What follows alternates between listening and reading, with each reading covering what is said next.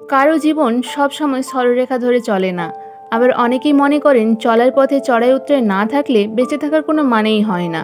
কিন্তু সকলের মানসিকতা তো সমান নয়। সব পরিস্থিতির সঙ্গে খাপ খাইয়ে নেওয়ার ক্ষমতা সকলের থাকে না। প্রতিকূল পরিস্থিতির সঙ্গে লড়াই করতে করতে ক্লান্ত হয়ে পড়েন অনেকেই। অন্যের সাফল্য দেখে আরও বেশি করে হতাশা গ্রাস করতেই পারে। মনে হতে পারে দেওয়ালে পিঠ থেকে গিয়েছে, সেখান থেকে ঘুরে দাঁড়ানোর আর কোনো পথ নেই।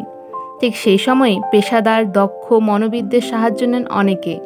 তবে মনোবিদদের সাহায্য নেওয়ার পাশাপাশি যদি নিজের জীবনে কিছু নিয়ম মেনে চলতে পারেন, তাহলে কঠিন পরিস্থিতির সঙ্গে মানিয়ে নেওয়া সহজ হয়। 1 নম্বর, প্রিয়জনের সঙ্গে কথা বলুন।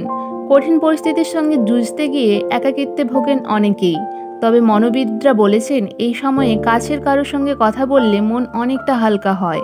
অনেকেই ভালো মন্দের বিভেদ বুঝতে পারে না, তখন দ্বিতীয় ব্যক্তির পরামর্শ নেওয়া যেতেই পারে। 2 নম্বর, নিজের যত্ন নিন। কঠিন পরিস্থিতির সঙ্গে যুঝতে গেলে শরীর এবং মনের সুস্থতা বজায় রাখা প্রয়োজন। তাই নিয়ম করে শরীরচর্চা করতে হবে। মন ভালো রাখতে মেডিটেশনও করতে পারেন। 3 নম্বর, সমাজ মাধ্যম থেকে দূরে থাকুন।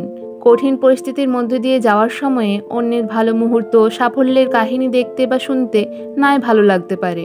মনোবিদরা বলেছেন এই অভ্যাসে মানসিক পরিস্থিতি আরও জটিল হয়। তাই সমাজ মাধ্যম থেকে দূরে থাকার চেষ্টা করুন। 4 নম্বর, ডায়েরি লিখুন। টেলিভিশন দেখতে ভালো লাগছে না, গান শুনেও মন শান্ত হচ্ছে না, সমাজ মাধ্যমে ঘোরাফেরা করতেও বারণ করেছেন অভিজ্ঞরা।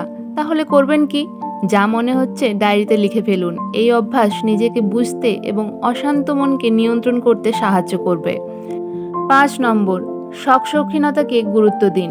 কঠিন পরিস্থিতির মধ্যে থাকলে কোনো কিছুর প্রতি মনকে আটকে রাখা মুশকিল হয়ে পড়ে।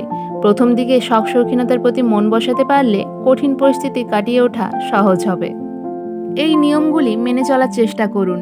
দেখবেন আপনি কঠিন পরিস্থিতি থেকে সহজেই বেরিয়ে আসতে পেরেছেন। ভিডিওটি ভালো লেগে থাকলে অবশ্যই লাইক, শেয়ার এবং সাবস্ক্রাইব করে দিও। তোমাদের জন্য আরও নতুন নতুন ভিডিও নিয়ে আসতে চলেছি খুব তাড়াতাড়ি।